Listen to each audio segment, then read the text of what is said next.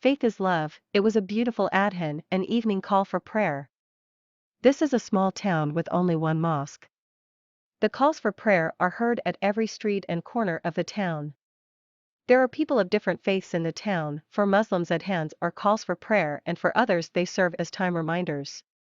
Out of 5 adhans, the first adhan in the morning helps me to get up, and the fourth in the evening reminds me of cooking time. I went to the kitchen and looked for the vegetables, and the elephant's foot caught my attention. I held it and started to clean it for cooking. At this instant, my home is filled with a purifying lavender fragrance of essence sticks ignited by my mother-in-law in the prayer room. The hymns and mantras in rhythm to the ringing brass bell, in her enchanting voice, are creating a hypnotizing effect. She has always been very punctual for her prayer, and she would pay utmost attention to every detail regarding her offerings. A shining copper plate would serve as an offerings plate, which contained all ingredients as per my mother-in-law's Hindu spiritual beliefs. The plate contained a clean copper bowl of fresh water and a vessel with a central stand and 5 tiny containers around. The different tiny containers contained red kumkum powder, yellow turmeric powder, camphor, rice seeds and water in a clockwise manner. The plate also contained jasmine and marigold flowers, a banana and a sweet dish made of milk and rice. Then there was a brass lamp burning off mustard oil and a brass bell for ringing while chanting hymns and mantras. She always used either lavender or sandal essence sticks in prayer. I started to cut the elephant's foot and a memory slide came up instantly on the swaying curtain of my thoughts. I remembered an evening 7 years back, when I was cleaning elephant's foot, and my mother-in-law was praying. It was same lavender perfume and my mother-in-law was chanting hymns and mantras in her sweet voice. She held the offering plate in her left hand and she came to me in the kitchen while still chanting the mantras. She had lit the camphor in a small circle of rice in the offering plate. I hope that it comes true, Madhu, she said in between her chanting. She started chanting again and held a pinch of kumkum with her right thumb and index finger and applied in between my eyebrows. It was followed by a pinch of turmeric powder and was applied at below the kumkum in between my eyebrows. Then she moved the plate from her left to right in a clockwise fashion around my head. She repeated this for 7 times, after which I bowed down to touch her feet. May Goddess bless you with a baby boy, she said while putting her right hand over my head. We both smiled as she returned to prayer room and I continued with my cooking. It had just been 7 months to my marriage then, and the previous day I had vomiting sensation. My mother-in-law was extremely happy to assume that I was pregnant and that we were going to welcome a little guest at home. Me and my husband Akash went to the doctor for pregnancy test. It's just uneasiness due to weather change which caused vomiting, nothing else, said the doctor. My mother-in-law was disappointed, but she continued her ritual every day expecting a baby. Mrs. Sharma. A lady's voice interrupted my thoughts. Yes, who is it? Replied my mother-in-law. Oh, Mrs. Mihara. Please come, dear. How are you? I am fine, Mrs. Sharma, how are you? Where is Bahu Madhu? Mrs. Mihara asked. Oh, she is busy in cooking, let me call her, replied my mother-in-law. Madhu dear, see, it's Mrs. Mihara here. I stopped cutting green chilies and went to see Mrs. Mihara in front room. Namaste, aunt. I greeted, approached her and bowed down to touch her feet. Be blessed and happy, my dear. Mrs. Mihara blessed me by touching my head. Your Bahu is so traditional, Mrs. Sharma. You are surely a lucky mother-in-law, she said to my mother-in-law. Look at my daughter-in-law, she doesn't even care to say namaste. She only speaks in English like good morning, good night, what a nonsense. Mrs. Mihara said distastefully. She continued, no doubt one should get modern, but that doesn't mean you forget your traditions. You are surely lucky one, and Akash is a lucky husband. She reaffirmed, I don't like to say this, Mrs. Sharma, but Bahu must have come across a bad omen, otherwise it's been 7 years and she still can't give you a grandchild. It's impossible for such a sweet girl to have such a bad luck.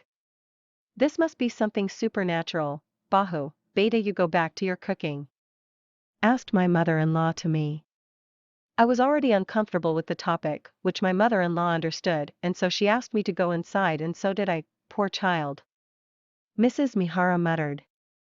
I was in the kitchen, but I could hear everything they were saying. I am saying for sure, Mrs. Sharma, you know Mrs. Patel? Her daughter-in-law had same problem. for 3 years they didn't. Niềm tin là tình yêu đó là một adhan xinh đẹp, một lời kêu gọi cầu nguyện vào buổi tối. Đây là một thị trấn nhỏ chỉ có một nhà thờ Hồi giáo.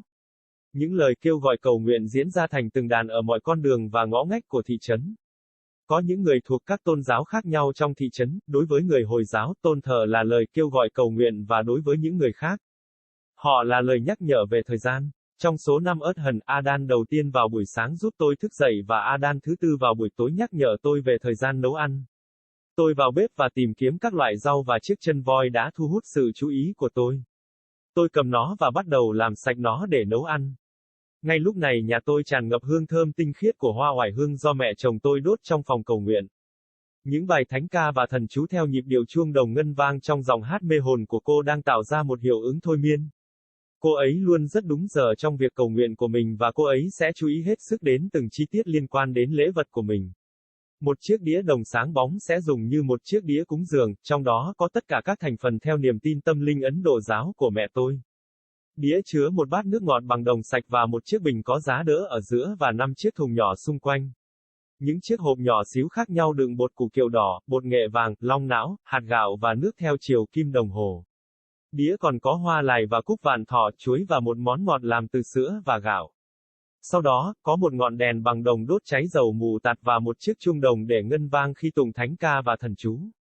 Cô luôn sử dụng hoa oải hương hoặc gậy tinh chất đàn hương trong lời cầu nguyện. Tôi bắt đầu cắt chân con voi và một slide trí nhớ xuất hiện ngay lập tức trên bức màn suy nghĩ lung lay của tôi. Tôi nhớ vào một buổi tối cách đây 7 năm, khi tôi đang lau chân voi và mẹ chồng tôi đang cầu nguyện. Cũng là nước hoa oải hương và mẹ chồng tôi đang tụng kinh thánh ca và thần chú bằng giọng nói ngọt ngào của bà. Cô ấy cầm đĩa cúng dường bằng tay trái và cô ấy đến với tôi trong bếp trong khi vẫn niệm chú. Cô đã đốt long não trong một khoanh cơm nhỏ trong đĩa lễ vật. Tôi hy vọng rằng nó trở thành sự thật Matthew, cô ấy nói giữa lời tụng kinh của mình. Cô ấy bắt đầu niệm chú một lần nữa và cầm một nhúm cung cầm bằng ngón cái và ngón trỏ bên phải và áp vào giữa lông mày của tôi. Tiếp theo là một nhúm bột nghệ và bôi nó bên dưới mụn thịt ở giữa lông mày của tôi. Sau đó, cô ấy di chuyển đĩa từ trái sang phải theo chiều kim đồng hồ quanh đầu tôi. Cô ấy lặp lại điều này 7 lần sau đó tôi cúi xuống để chạm vào chân cô ấy. Cầu xin nữ thần ban phước cho bạn với một bé trai, cô ấy nói trong khi đặt tay phải lên đầu tôi.